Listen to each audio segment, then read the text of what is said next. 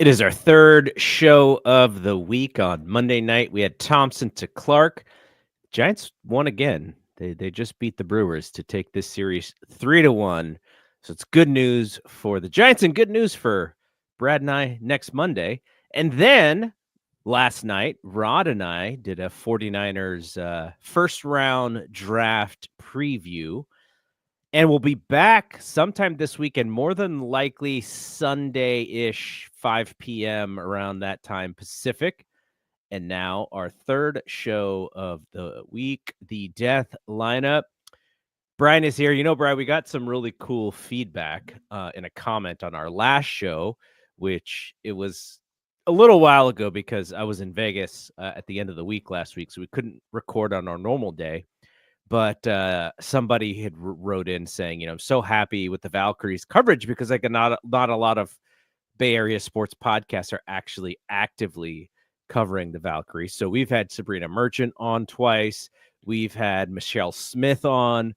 So I think the people are appreciating it. And you're producing all of this stuff. So good job by you. And it sounds like they're happy about that, and we'll keep doing it. And we'll figure out if we need to do a separate Valkyries podcast or if we just kind of use the middle of this show for our Valkyries chat. Yeah, no, thanks for the comments. I didn't even see it, so that's great to hear. Both of us we've put in the work, man. Like I know we're still kind of new to this space, and I feel like we've respected the space and not tried to like step on the people that have already been doing it. Like we want, I feel like Sabrina is kind of like a perfect like she's like so respected, and we respect her and we listen to her, her shows and stuff. She's just really good. Yeah. And Michelle is awesome as well. So hopefully we get to talk to more people and, just continue to absorb, and learn more stuff about it and continue to talk about it. It's been fun. When I listen to No Off Season and I hear her on the show, because we've interviewed her, I can kind of hear her little verbal ticks and signals about like when she's going to say something. And it's like, oh yeah, and I know it's because like we know her. So cool. But we'll talk about some Valkyrie stuff in a second. We got to talk about the playoffs. The Warriors won game 1, which was Sunday night. And I was I was at a meetup for WrestleMania, and I had my phone and the game, and then John Cena and Cody Rhodes are having a terrible match at the same time. The Warriors are playing, and I'm trying to pay attention to both.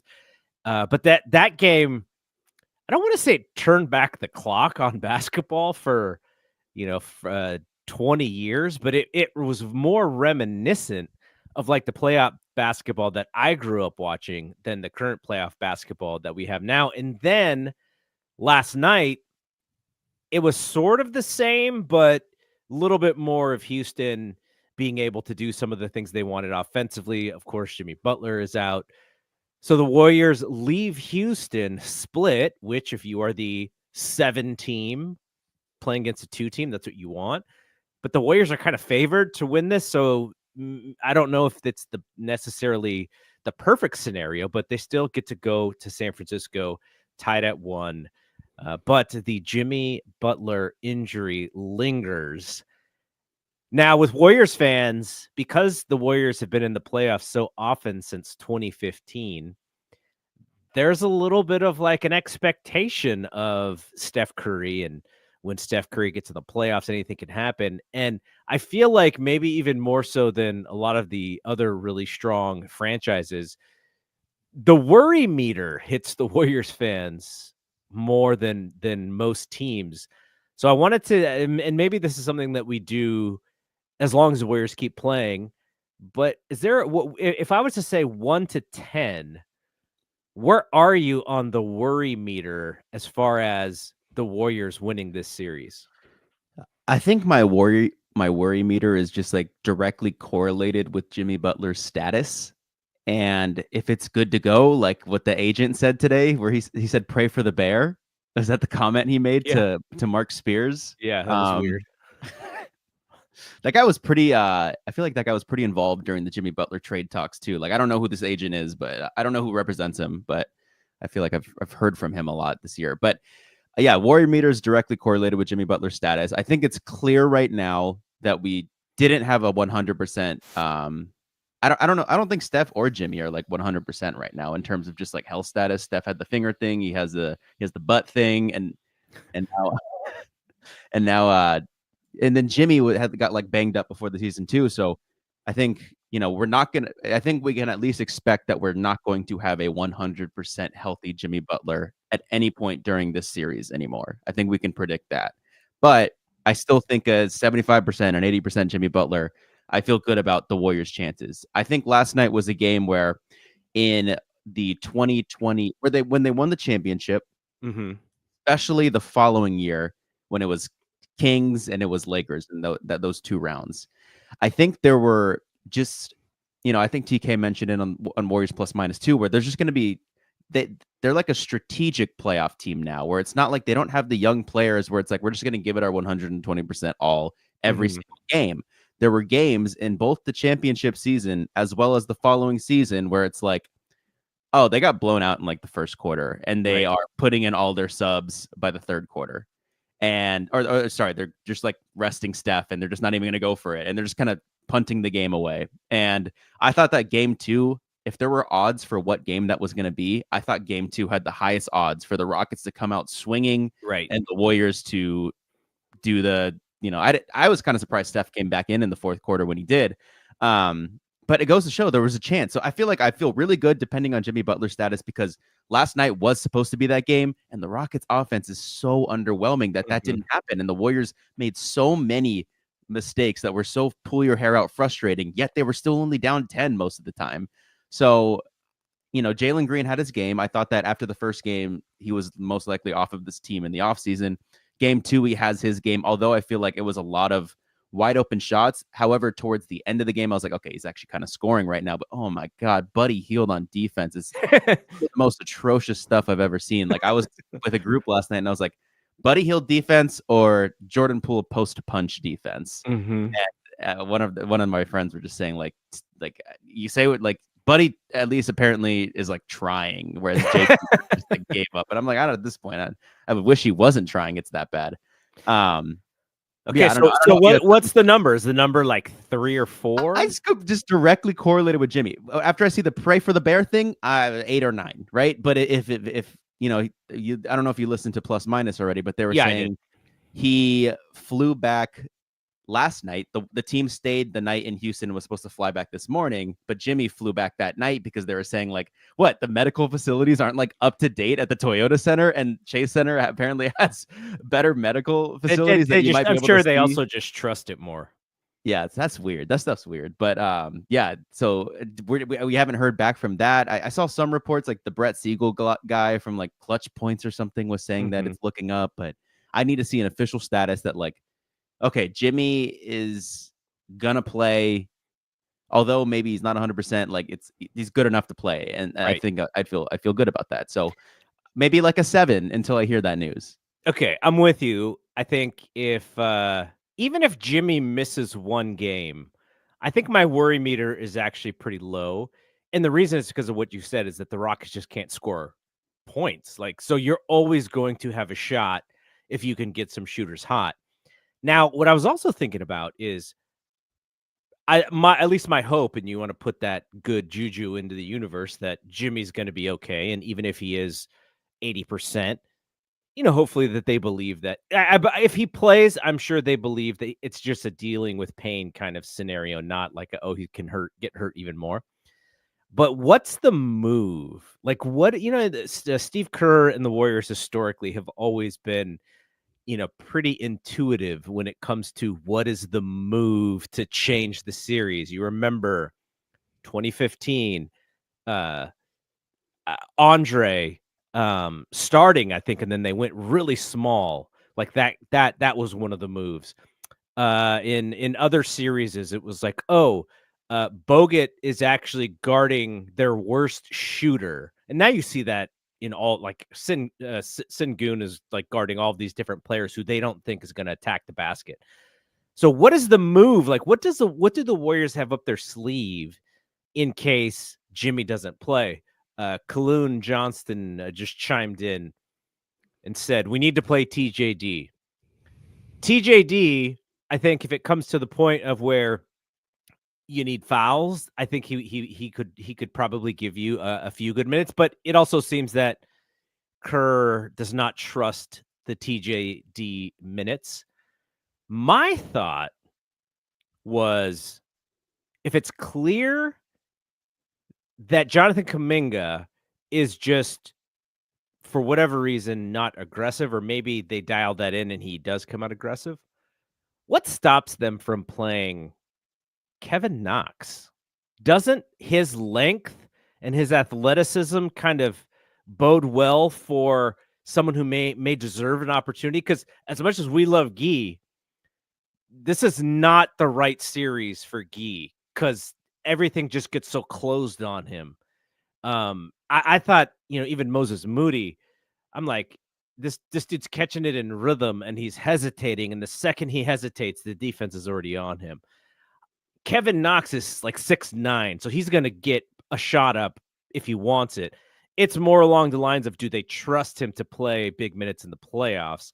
He's still a young man. He's only been in the league for like 6 years, but it feels like he's like your ultimate journeyman guy.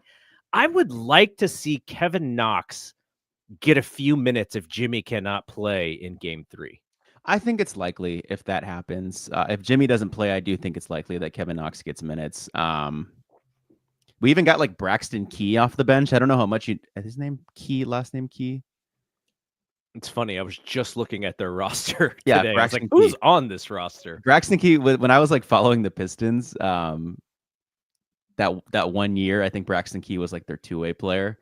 And so I got to watch him a bit. I think he was like defensive player of the year in the G League. But yeah, I mean, just wings who, oh man, I mean, it's just the Kuminga conversation, which is why we're having the Kevin Knox conversation. Is JK went out there last night, and I told the people I was with, and I think I even said on this podcast a couple of weeks ago, I was just like worried of it going down the road that it is exactly gone down of like, we're going into restricted free agency now, and I feel like there's probably bad blood. It seems pretty likely he's not coming back. Like, all that stuff went like in a crazy direction. But I told the people I was watching with last night, I was like, okay, right when Jimmy went down, I was like, Kuminga's going to play. The one thing that you hope does not happen is that he somehow lowers his trade value. Mm-hmm. And I think he somehow lowered his trade value. And he just went out there, and the Warriors themselves have done a pretty good job of doing that. They have. He just looked like he was just terrified of making mistakes and questioning all of his decision making. And man, did everything go mostly wrong? Did not shoot well. The only thing I will say that was good about his game, the only thing I will say is he hit 2 threes. I don't know the last time he's hit 2 threes in a game. I bet we could even pull that information up. It's probably been a while, but that was the only thing I had good to say about him. So if he continues to, like, nothing's going to change from a practice perspective. Nothing's going to change from it's either he's going to play or he's not going to play. And if he plays, is he going to meet the moment? Mm-hmm. And if he doesn't, I imagine it's a shorter leash, Kevin Knox. And this is all under the impression that Jimmy is not going to play. I wonder if they skip Kuminga for Kevin Knox. That is kind of entirely. Well, in the rotation, does Knox bump up in front of Kuminga? Maybe they both have to play if Jimmy's not there. But I wonder if because Kevin Knox is a better shooter, right? I don't know. At least Kevin Yeah. Knox believes he's a better shooter than JK believes he's a shooter. At least that's what I see. Is he is not hesitating to put it up. Mm-hmm. As far as defensively, I mean, he didn't even really get to play enough for us to know, but he's long. He's probably not point of attack, and neither is JK anymore, right? JK, that one foul against Van Vliet that looked just like Jalen Brunson, Luka Doncic-esque of just feeling him on his back, Chris Paul, and just shooting it. And that was, man, I think Nate Duncan was saying it. Like, it's just so crazy how much Kuminga has regressed from the point of attack. Oh, and you wonder why. Good in his freshman year. I mean, not freshman, his rookie year. And like his second year too. Like, I remember possessions on Kyrie where I was like, this is not bad. So he's just completely shot from a point of attack perspective on defense. He just looks like he's not fluid, or it just looks all clunky. What do you think about the two bigs that the Rockets play? And then it almost was like Kerr decided to play his two bigs And It all worked that, in game one. but all it did was allow them to get pick and roll in game 2 and, shake free a little bit. But, again, it was really only Green. I don't remember Fred VanVleet made a couple shots, but nothing that I thought was backbreaking. I just, Yeah. uh I just worry that they're so, and some of this may just be Draymond, right? By the way, Draymond finished 3rd for defensive player of the year. Evan Mobley won, and I think Dyson Daniels came in 2nd. So Yeah. Draymond may be a little fired up coming into Saturday That's the evening. hope. He's been But kind of underwhelming. So but like, is it because are they trying different things? Just because I guess 35 minutes of Draymond at center is probably it's probably pretty damaging to his body if I you're mean, did you expecting. see did you see what they started out with game two? They took Draymond off of Şengün as the primary assignment and put him back in the roamer position and Yeah, said Jimmy was his primary assignment. That yeah, was really interesting. I wanted to see how that was going to play out. yeah. Um, By the way, but what'd you think of the Amen Thompson undercut? it wasn't dirty. I think it was kind of goofy. You know, I I thought it was kind of, think it I was thought it was a little bit reckless. reckless. Yeah, Not that's the his word. not his fault. No, It was no. there was like a scrum and they were all kind of pushing on each other. Yeah. But what I do wonder is if the officials are actually going to call a tighter game in game 3, because the worst case scenario is more injuries happen because of they're letting all of this stuff go, and it you don't want to see anybody else get hurt. I mean, just the fact that one of the best players in the series is hurt is bad enough already. I wonder if they call a tighter whistle, or if they even before the game they're like, we can't be playing football. Like, this is, Yeah. the guys are just you guys aren't gonna last if they do so, because if you do call a tighter game, Steph's at the free throw line, every other trip down because he's Yeah, just but getting held like that's crazy. never gonna happen. Like Steph's, like it's never gonna happen where Steph's at the free throw line for uh a lot. I mean, So he I could get wonder. to double digits. He could get to five trips at the line. I mean, we all agree that Steph's getting fouled like damn near every possession, but he's just. I think we as Warriors fans probably all understand that he's one of the worst floppers in the league as well. Like he does not sell contact that well. Yeah. Um, ugh. But yeah, my one of my worries of last game was just like, okay, it was clear Jalen Green was able to take advantage of this opportunity to like kind of shake off the game one rust and get into the series. I actually don't expect that type of game from him. Of course, 38 points I'm not expecting from him again. Yeah. But game 3, I kind of feel like he goes more back into his game 1 self and kind of is a little ineffective. The one thing I'm happy about in game 2, Fred VanVleet didn't find it. Yeah. He, had a successful that finals in 2019 against the Warriors, and I was just worried that like this could just be a game that they had to try to win, but they shouldn't have had to. Yeah. But Fred could have just put up some shots and got going, and that wasn't the case. So I think there's like 3 starting lineups that we should expect, which is kind of crazy. I'm thinking either Loon jumps in at the 5, and it's just awful offense. Like they're just kind of betting on like more of like a defense leads the offense. Um, Looney on Şengün, Draymond in the roamer, or they go Quentin Post starting because he was starting to find his 3-point shot in that game. It's been pretty rough for Quentin Post first game and then half of the way through the second game. But once he started hitting those threes, I was like, okay, thank God. Like this is kind of what we saw more in the regular season from him. And then so that's 2. And then the third option is of course I think Kuminga in the Jimmy spot. I feel like that one might be the least likely right now, just given that they would have to put JK like, or if they just go Draymond on Şengün again, which I feel like they don't want to do. I feel like they want someone else on Şengün, but you're putting Kuminga on Şengün. So I think those are the 3 potential starting lineups. I don't think GP should be in the mix for potential starting lineup. I don't think, of course, Kevin Knox, no Pat Spencer. I'm trying to think of like who else even on this team, but I think those are the 3 that I'm thinking of right now. Did you feel like there wasn't as much Moses Moody as there should have been? I was kind of watching game 2 and I was like, where the hell is he? I was wondering why he wasn't in there more. It was almost like maybe his I have a actual prediction. lack of aggression caused him to sit. I don't know. I think just based off of what we heard from the Clippers game, because there was, how they closed that game before the play-in game. They closed in the fourth quarter with GP and Moses' spot. And then they went on to OT with GP and Moses' spot and did not sub back in Moses, and it really felt like they could use Moses. Steve Kerr kind of doghouse treatment him because there was that one loose ball that he didn't go after that the Clippers were able to retain, and it was like I was actually watching. I was like, why the hell did he not go for that? That like made Steve Kerr sit him. I wonder if the hesitation from the 3-point line. You know how he kept pump faking all that time, and it was just like, dude, just put up the dang shot. I wonder if there was some kind of doghouse there as well. Like it just felt like there were so many moments where it was like, why isn't Moses playing more? So I pulled up the stats just from the Warriors players in these two games from a totals perspective. If I pull it by points, Steph has 51 total points in these two games. Jimmy's in second with 28. Moses is in third with 19. It's crazy. Pods is in fourth with 14. And Draymond and Quentin Post are both tied for fifth at 12.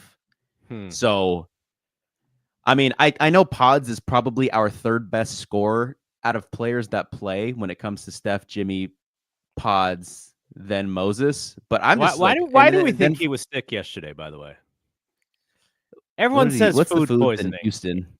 How often have you ever gotten food poisoning in your life? Never, right? A couple, but it's not uncommon. Like I know some people very recently that had food poisoning and were just out for the entire day and a half. And it had nothing to do with drinking alcohol. Had nothing to do with going out. 21? It was only just the food. Some sort of bacteria, undercooked food. I swear it's a thing, man. Food poisoning is real. I'm not saying that Pods was doing anything. I just find the food poisoning excuse to be the default excuse for all of these occasions, and it seems like probably not happening all of these occasions. I wonder if at some point the Warriors are like, all right, we have team chefs. You can only eat from these team chefs. That'd be crazy, but you never, dude. I don't know. So from this, I pulled up the advanced stats as well. You want to hear that for the teams? Okay. Go for it. If I this is among playoff teams from the two games. If I filter by offensive rating, I mean, I think this is pretty obvious what we're going to see here. Out of the 16 teams, Houston is 14th in offensive rating at 105.4. The Warriors are 15th in offensive rating at 102.2. And the Memphis Grizzlies are 16th at 85.6. Memphis should be disbanded as a franchise after what's been happening in these two games. If I filter by defensive rating, the Rockets are second at 102.2, and the Warriors are third at 105.4. What about net rating? They're probably in the middle of the pack then if they're top and bottom in both. The Warriors are 11th out of 16. The Rockets are 6th out of 16. But I still feel like this is not like a ring the bell podcast whatsoever. Like ring the alarm. I think as Warriors fans, a lot of people it's just relying on Jimmy's status. I still, even crazily enough, I've said many times that I think this team without one of Steph or without Jimmy, like one of them's missing, I think they are at the level of the Pelicans because there's just so many role players that just don't have it or haven't shown that they could take the leap and fill the gap of a missing star player. They're just role players. But I still crazily enough just have not been that impressed with Houston that I think they could win it if Jimmy wasn't there. It would have to rely on Kuminga finding something, but or Pods finding something. But I just have been completely unimpressed with this Rockets team. So I don't know how you feel about that. I think they have a lot of growing up to do, and I would hate for that to happen against the Warriors, who are the team that is kind of aging. It would be kind of poetic in a way, but I just don't want to see it happen. I think it's probably a year too early. They don't have enough offensive firepower to put really anybody away, and they would only be able to win these like slugfests, which is why I think if the referees do go like, hey guys, like we're going to have to call these games a little bit tighter because what's happening these first two games is kind of ridiculous. I think it just benefits the Warriors big time, especially if Butler can play because he's just going to bait these guys into fouling him constantly. So yes, I agree with you.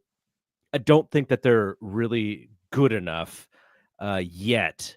And what they really need, they need A someone. closer, They half need court Jimmy. scorer. Essentially, they need They Jimmy. need. Like that's who they need, or I KD, think right? They need they're the one of those KD guys. team. I've been saying Yeah. it since. Yeah, they're the KD team. But yeah. I mean, even pulling up our lineups here, I have everything. If I go by minutes, we're on totals. Of course, the starting lineup, 24 minutes, a -2. And then Steph, Dre, GP2, Moses, and Quentin Post at 10 minutes, the second highest played lineup, -3. And then it's just like, I bet you there were lineups yesterday that had never been tried before, Yeah, we'll never. especially Well, most of the and Pat we'll Spencer ones. Yeah. maybe we'll never see them again. It's funny because Pat Spencer was actually aggressive, and he was Yes. kind of playing like, well, what else am I going to do? Like this is what I see. And the Rockets were just pretending like he wasn't even out there. And he's like, okay, I'm just gonna come. Yeah. I'm gonna get to the bucket. And he had a couple of kind of ridiculous looking shots, but The bank then he didn't. three. Then he didn't play again. I was like, okay, It's because maybe they. Pods came back in the second half. Yeah, I That's would have rather. why. I would have rather Pods not came back in the second Yeah, half. me too. He was looking like he was hurting. I mean, that's just the difference between Pat Spencer, a guy who's just like, I have nothing to lose, Mm-hmm. and Jonathan Kuminga, where, both of them, because people would be like, well, he hasn't, Kuminga hasn't, he needs to shake off the rust. And it's like, okay, but then here's Pat Spencer, who has played like 3 games this year, who has maybe ultimate rust. And he's like, I have nothing to lose. I am going all, to the wall. And, Kuminga just, that was just so frustrating to watch, because as a viewer, you could just see it. He's just so afraid to make a mistake, and he's just so uncertain with his decisions. And part of that's because of what this coaching staff has done to him, of like making him question those decisions. But it's just so crazy where year 2 and year 3 Kuminga were like net positive players.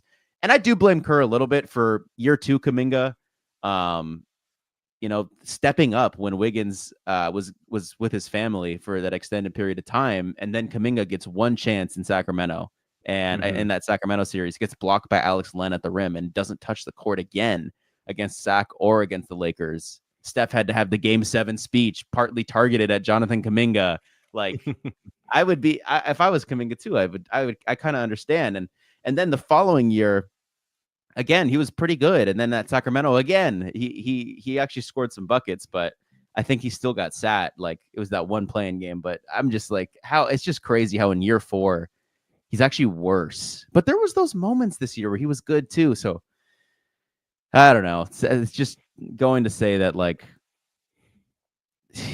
it's relying on Jimmy coming back. If Jimmy doesn't come back, then it's kind of reliant on Kuminga stepping up. And if Kuminga doesn't step up, then they're cooked. But I think Jimmy's, by all accounts, it sounds like he's going to play.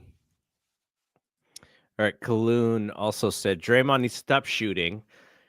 Well, he's being left 10 feet wide open. And Post needs to realize he's 7 foot and get the rebound. I agree with that. Post was getting out rebounded badly. He looks to box, like he definitely kind of looks out. To box, but then he doesn't have any explosiveness to get to the board. It just kind of. Oh my god! Yeah, did you see that dunk that he tried to do against Jabari Smith? It was the most like, I have zero athleticism in my bag, and let me try to do this. And Jabari had some go-go gadget arms that actually got to the basketball before Post could even get it up. It was like he was still trying to gather, and he just sniped that ball out of there. Atrocious. Hey man, he's in there to shoot. He's in there to shoot threes. Like, that's literally all he's in there to do. I'm just glad he found that. 4 for 10. Yeah, it was nice to see him find that stroke at the end for sure. Wait, was he 4 for 10? Let's I'm really quick. Just like I know he didn't make. I don't think he made any in game 1. Yeah, I think you're right. He was 4 for 8 last night. 4 for 10 on the series. So yeah, like Buddy Hield 1 for 3 from 3. Steph 4 for 9 from 3. Moses 3 for 6. Draymond 2 for 6. Pods 0 for 2. Pods was a 0 across the board, but I kind of understand it. Kuminga 2 for 5. And on the Rocket side, the guys who were Tari Eason was a minus. The highest plus, Şengün. Jalen Green was second on the highest plus, tied with Fred VanVleet. Trying to see if there's anything else that sticks out here. Not really. Jalen was 8 for 18 from 3. I can't believe he took 18 3-pointers. Tari 2 for 2 from 3. I feel like that probably won't happen again. They were corners, just corner threes, Mm-hmm. wide open. Yep. Yep. Yeah, I mean, just that defense on. I know I'm poking at Buddy Hield. It's just frustrating because it felt like he's in there for offense, and because of him, you probably get better looks on offense because they have to worry about Buddy from the three. Steph hits a couple good threes. We go on the other end, and if you just like watch Buddy Hield on defense, there's a screen that happens. He Like, knows it's coming too. He's probably, in the amount of time played, he's probably got screened maybe the most out of his minutes played. Like, he's up there. So he should be very comfortable in this predicament, but it looks like he's always looking down, he's always looking around, he's always trying to get around. Like, he's just not comfortable in that space. But my thing is though, like, okay, so for some reason, they took you off of the ball handler, put you on the roller, and then he just like kind of stays at the free throw line. He's like, maybe I don't go, guard the guy who rolled. I'm just gonna kind of shade the ball handle. And I'm just like kind of weird, like watching how he processes on defense. It's like, okay, I just gave up the roller, or if he's on the ball handler, it's just like off of a screen. It's just he's just so confused and just it looks terrible. But if you watch him on defense and he's involved in some type of action, he just sometimes doesn't follow the regular steps of what you're supposed to do on defense, where it's like, okay, I got the roller now. He just like kind of sticks around even after his own teammates switched on to who he was guarding. He just kind of sticks around there. And I'm like, okay, I don't know what's going on. And then Jimmy doesn't want him to dribble anymore.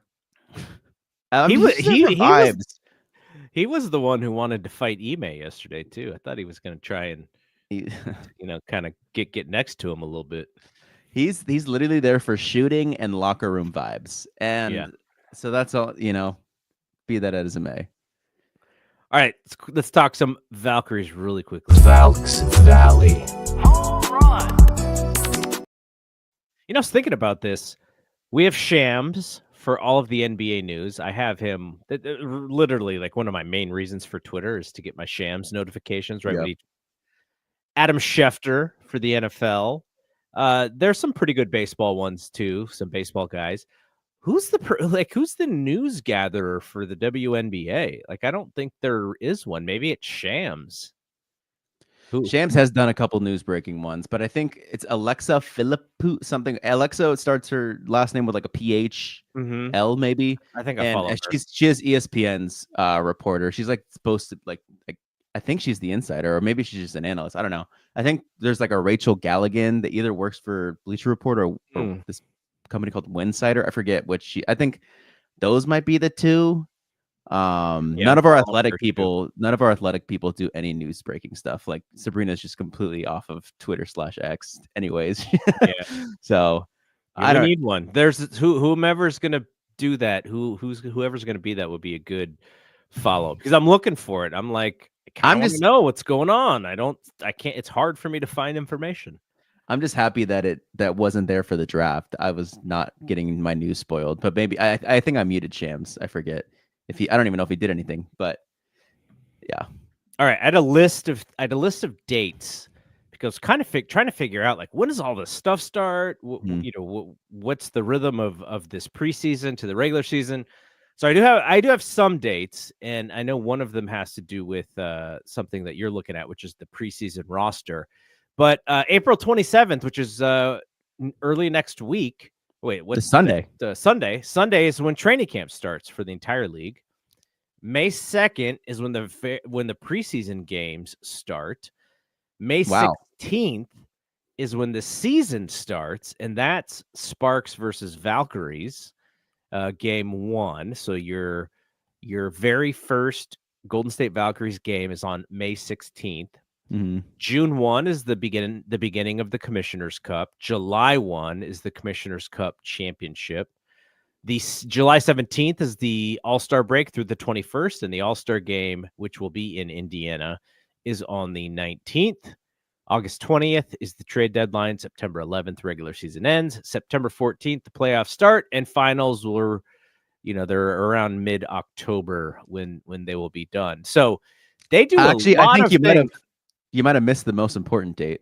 What's the most important one? Specifically for the Valkyries, which is Eurobasket. the thing that half of our yeah. team is going to leave for. It's from June 18th to June 29th, but I think you're allowed to leave at least 1 or 2 weeks early to go prepare. So, So that's like 3 weeks of missing half their team. yeah. And I think they have to report back within 48 hours of their team losing or winning. They're getting kicked out, being done. So, all right. So what is the roster stuff like for the preseason? So they have 19 right now, and they need to get down. Technically, they have 21, but we talked to Sabrina and Ileana Rupert, Ryan Rupert on the Portland Trailblazers' sister. She's a Valkyrie. She will not be reporting because she is going to use this time to prepare for Eurobasket with France, which is interesting because, we have French player Tijan Salon, sister from the Charlotte Hornets. She is, I think, a high minute player for that country, because I was watching her in Eurobasket qualifiers and she was starting, but I know not all of the best players were maybe there or starting, because you have Gabby Williams and Maureen Johannes, who's I think their best two. And then you have Janelle and a few others. So she's coming is the point, but Ileana's not. So we're at 21. Ileana's for sure not coming. So that's 20. I believe it's Maria Conde, whoever we talked about with Sabrina. Mm-hmm. She's not coming. She tore her either meniscus, Achilles, or ACL. I forget. She's out for the year. So now we're at 19, and we're at 19 because they just signed a player, another French player, Migna Torre. I don't know. I could be pronouncing this name completely wrong, but they signed another French player, which brought them to 19. So they need to get down to 18, which we still haven't heard what's going on with Yuste. Mm-hmm. And because she has made a quote that she's going to prioritize Eurobasket in Lithuania. Mm-hmm. So she's for sure going to miss time during Eurobasket. But my thought is, she's going to follow in the Ileana Rupert footsteps and not come over until it's done? Or is she going to come over just like Janelle Salon and all the other French players that we have, and then go once it's time? So that's up to be. But I'm just like, even then, 18 or 19, we still got to get down to 12 eventually, right? And I'm wondering, should we even I know we don't know too much about the players, but I know a decent amount. What's going to happen is you're going to fall in love with some of these players, then they're just going to get cut before the season even starts. As I just really hope Yuste comes over, and that at the very least, Yuste, Cheyenne Sellers, Carly, Kayla Thornton's making this team. So that's let's just start. Yeah, okay. Kayla Thornton's for sure making this team. That's one. Janelle Salon's making this team. That's 2. Temi Fagbenley's making this team. That's 3. Tiffany Hayes, of course, 4. Kate Martin, of course, 5. Monique Billings, I'd be confident, 6. Yuste, if she comes, 7. Julie Van Loo, 8. They couldn't have drafted her at 5 if they didn't think she was coming. So they have to believe that she's coming, right? I don't know. The thing is, I truly believe Yuste is going to play this year. It's just the question: is she coming before or after Eurobasket? Right. Okay. So I think that's the question. So I don't know. I know I did the exercise in my head, and I'm like, shoot, there's a couple players where I'm like, are you going to make this team? Okay, and Veronica Burton's one of them. Now let's talk about the point guard from UConn. How badly do we want her to stick around? And I don't think she's not gonna happen. What was Sabrina saying? Hopefully, she might stick around. She might stick around in case when all those players go to Eurobasket. Right. You kind of, I guess, I don't know how the contracts work, but maybe they have their own practice roster or something. Yeah. Still looking at this roster, but I don't think Caitlin Chen is making this initial roster. And if she does, I would be very surprised, because that means someone is out of the 12 I had in my head is not going to make it. And they could always make trades, right? They could always trade for future picks or whatever. So you could open up room in that way. So we'll wait and see. But training camp starts very soon, so there will be more news about the Valkyries. I'm just like, where are we going to find this information? Which was part of my question to Sabrina, like who's going to cover this team? Yeah, I think Marissa and Jemmy, I've reached out to her to be on this podcast. I wasn't going to say it when we recorded last time, but I've reached out to her before, and hopefully we can eventually. I'll have to follow up. But Wait, who is that? SF Chronicle. Oh, right. Yes, because The only person that's going to be traveling. Maybe is she on Twitter? I think she also made the Blue Sky move. Okay, so I have to follow her on Blue Sky then. Yeah. But yeah, hope she'll provide intel. I think she's covering that NWSL for Bay FC as well. So she might have split duties right now. I don't know if she's gonna have split duties when she got to travel with the team full time, but I know she covers kind of like just like women's sports in general for the Chronicle. Like she was covering Stanford and Berkeley during the season. Hot tip: if you don't have a subscription to the Chronicle, Apple News is how I read the Chronicle because they are in Apple News. I don't even know how much I pay for Apple News, but that's how I read the Chronicle and other subscription-based newspapers. All right, let's look at the first round of the playoffs. We weren't able to make our predictions on the last show, so let's quickly do that before we get out of here.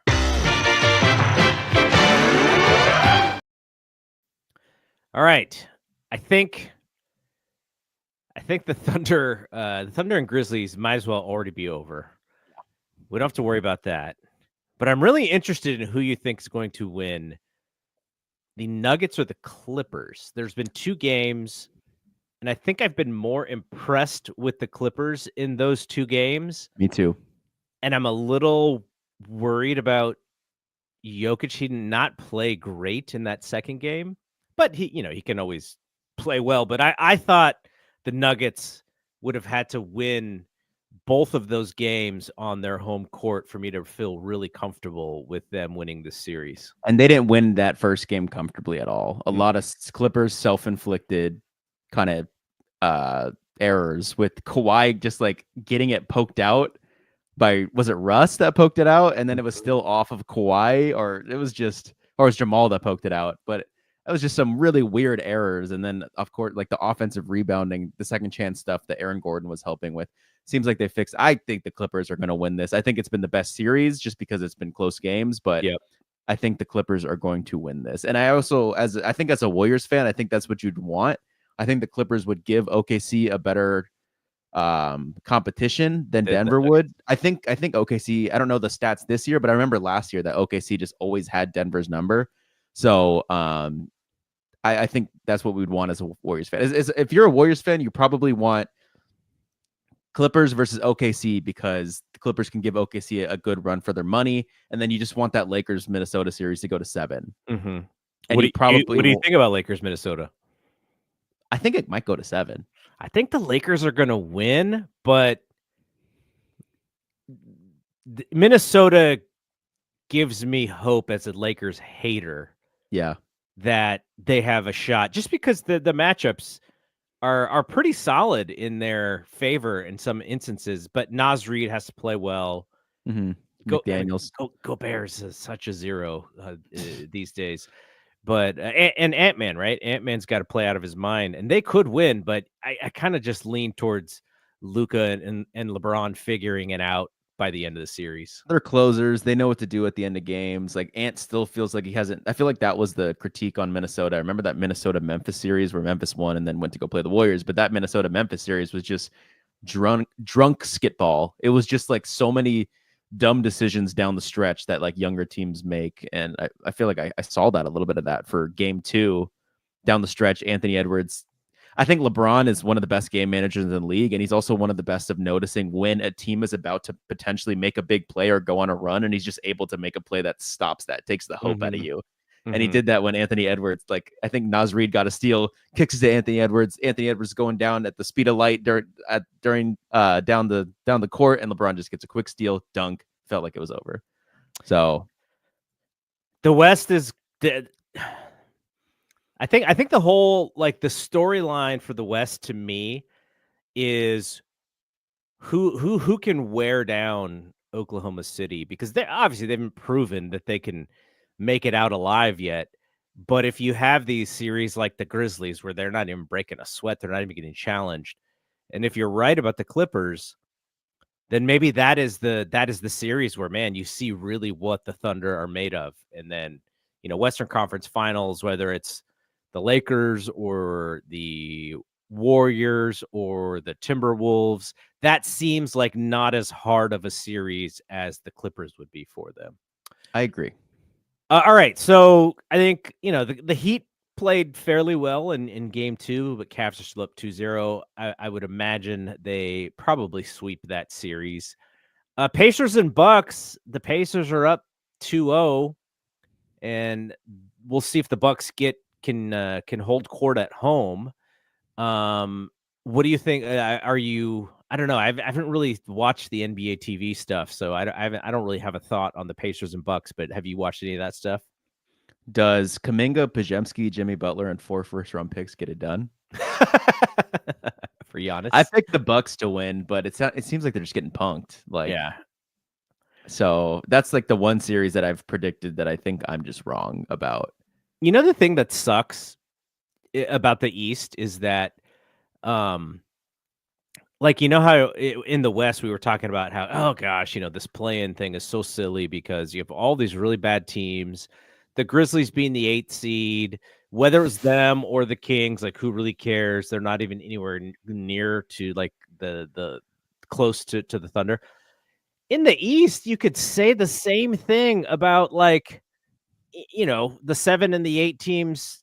Like it's even worse, I think. Well, maybe not worse than Thunder. In terms of a record perspective, yes, but like the Celtics and the Magic, like the Celtics are like, we don't need Jason Tatum. Like, yeah, that was crazy. The Magic should be ashamed of themselves, but at least for Miami, they made it a game. It was close in the 4th.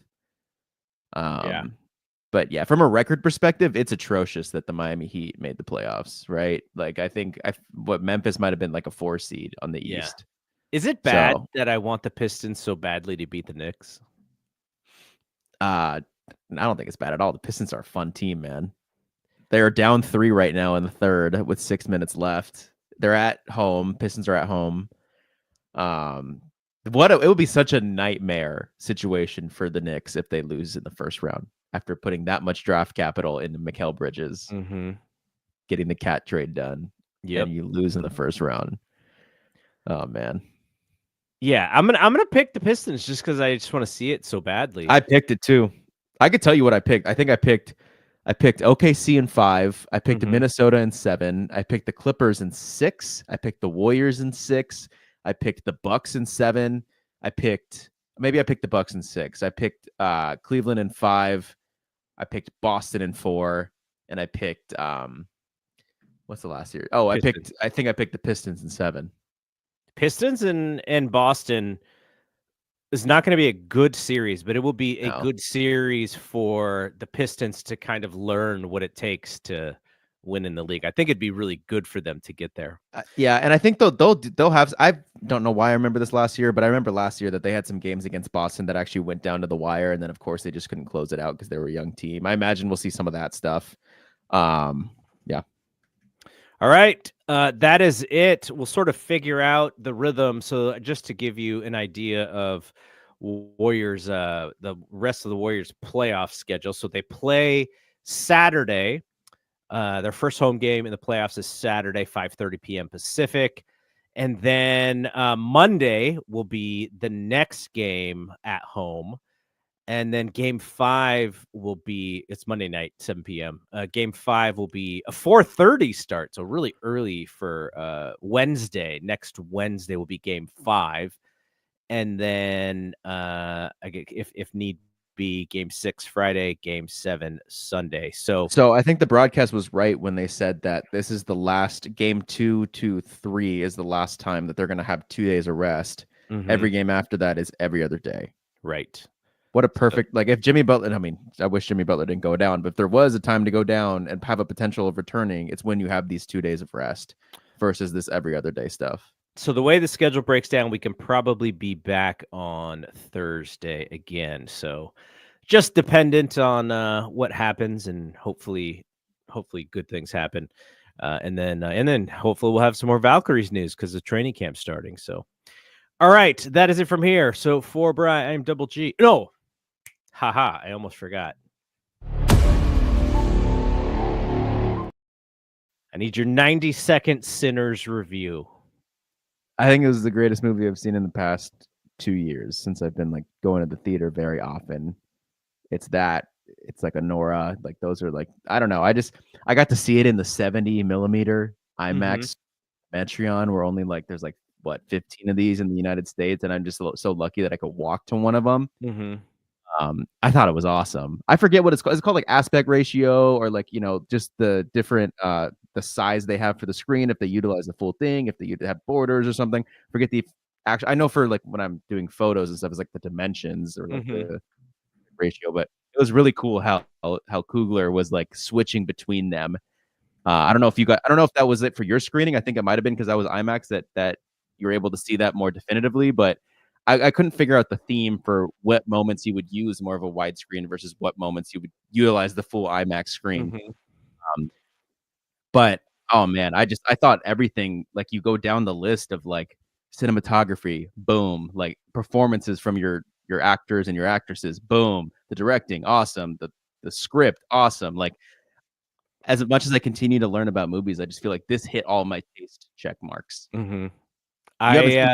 I hope to see it this weekend, and I'm gonna search to see if I can see it in IMAX. That's what I want to do. I know you have IMAX screens near you. Yeah, there's one in the local Sunnyvale theater, but you just don't got that 70 millimeter though. No, it's not that crazy one. But yeah, so I'm probably gonna see it probably Sunday before actually we don't really have anything going on Sunday, but yeah, I'll probably watch it Sunday. I'm trying to do the I know you said 90 seconds. I'll make this 20 seconds. And the Ringer's doing their like top 25 movies of of this century, and I watched a Michael Clayton. It came in at number 25, George Clooney. I wanted to watch all of those, but you know what the problem is? I'm trying to do all the I'm trying to do all the rewatchables, and I'm trying to do all of the Shea Serrano good movie. Oh yeah, that's too much, man. I'm constantly watching all of these old movies and spending $4 just to rewatch them. So last thing is that the San Francisco International Film Festival kicked off last Wednesday, and I went to opening night. It was really cool. When it comes to film festivals, like respectfully, if it was like a baseball, AAA, AA, it's probably like high A or double A in terms of film festivals. You got Cannes, Sundance, and Telluride up there. But it's been really cool so far. It's the International Film Festival, so there's an emphasis on films across the world. And so I want to say I've seen 4 now. And there's a movie called Idiotka. I think that's how you pronounce it. It was crazy because the director looked like a woman who was 2 or 3 years older than me. And there was a Q&A after. A guy with the dude who did The Last Black Man in San Francisco, an A24 film. He was like the moderator, and then the director and her producer, and they were like college buddies, were answering the questions. And that was probably my favorite one so far. Kind of like a Nora had like that Russian, comedy with like mainly English, but had the Russian stuff. That it's kind of like that, but completely different. Like, like a poor family or the low income family from like West Hollywood that they're trying to make some money. I don't want to go too much into that one, but if that one comes out in the theaters, I would recommend everyone to see it. I just don't know how these movies are going to do it, or if they're going to come out in theaters. I don't even know how that's going to work, because these are all like, I feel like kind of unheard. No one's heard of these types of things, so I don't know. All righty, we'll be back next week, hopefully with the Warriors in good spot, and maybe with some Valkyries early preseason news. Are you going to try and go to a Valkyries? Are they? I'm assuming they have at least one preseason game at home before season starts. I think they play. JD's going. It's the. Is that the date you mentioned? May 1st or something, or May 6th? I think May 2nd was the start. Whatever they play the Sparks again for their first preseason game. That's at home. That might be. I imagine just because it's the very first preseason game, tickets are probably a little higher. Yeah. But there's got to be some games where the tickets aren't that crazy. Give us Phoenix. I know Phoenix is the one I'm looking at because they're probably the best team out of the low ticket price teams. Like they feel like they would still be an easy ticket, but yeah. All right, we're gonna have to get to one early. I want to get to one early so we can talk about it. I'm gonna be checking my ticket apps the day of the first game to try and get in there for, a decent price. Yeah. I'd be interested too. What the 16th is that a weekend or is that a I want to say their very first game is. Oh, now I might be mixing up the preseason. I know one of those preseason or the first regular season game is a Friday. It's one of those two. The 16th is a Friday. So, all right. Okay. Cool. All right. We'll be back next week for Brian Double GC when we see you. Peace out.